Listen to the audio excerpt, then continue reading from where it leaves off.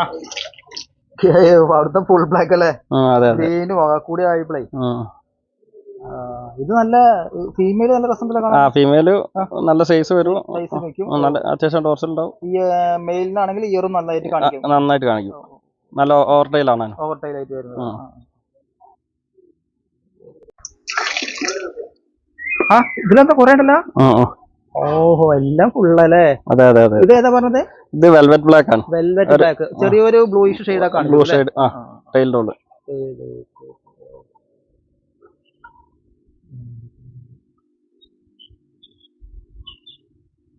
ഫോക്സ്റ്റൈലിന്റെ ഒപ്പം കാണിക്കുന്ന നല്ല രസം.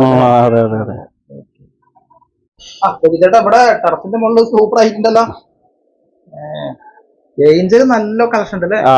ഓ ഈ സൈഡിൽ തന്നെ ഫുള്ള് നമ്മളെ കുഞ്ഞുങ്ങൾ നിറഞ്ഞിരിക്കുക. പിന്നെ ബെറ്റാസും ഇതിലിട്ടുണ്ട്. താഴത്തെ റാക്കിലൊക്കെ ബെറ്റാസ് വെച്ചിരിക്കുക.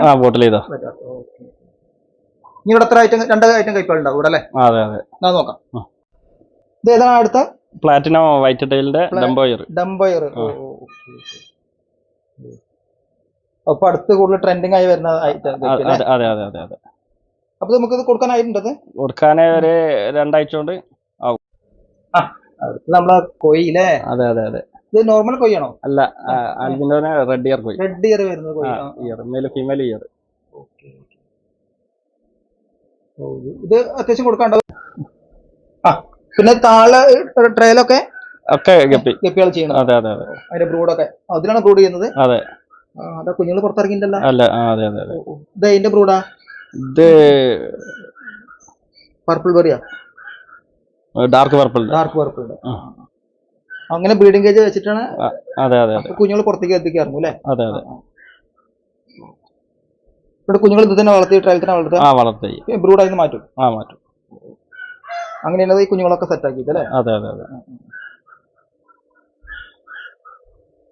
അപ്പൊ താഴത്തെ ടാങ്കിലേക്ക്, വലിയ ടാങ്കിലേക്ക് എപ്പോഴാണ് കൊണ്ടുപോകാം? അത് മെയിൽ ഫീമെയിൽ തിരിഞ്ഞിട്ട് കൊണ്ടുപോകും. അപ്പൊ ഈ സമയത്തൊക്കെ ഫുഡ് നമ്മൾ നേരത്തെ പറഞ്ഞ അർട്ടിമി കൊടുക്കുമല്ലോ.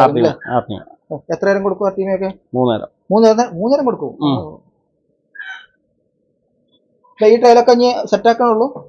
വെള്ളം നിറച്ചിട്ടാ. ഇത് എത്ര ലിറ്ററിന്റെ ട്രേ ആണത്? അതൊരു 25 ലിറ്ററിന്റെ അല്ലേ? ഇത് നല്ല ഗ്രോത്ത് കിട്ടുന്ന ടാങ്കാണ്. അതെ നല്ല ലെങ്ത്തും എല്ലാം കറക്റ്റ് ലെങ്ത് അല്ലേ?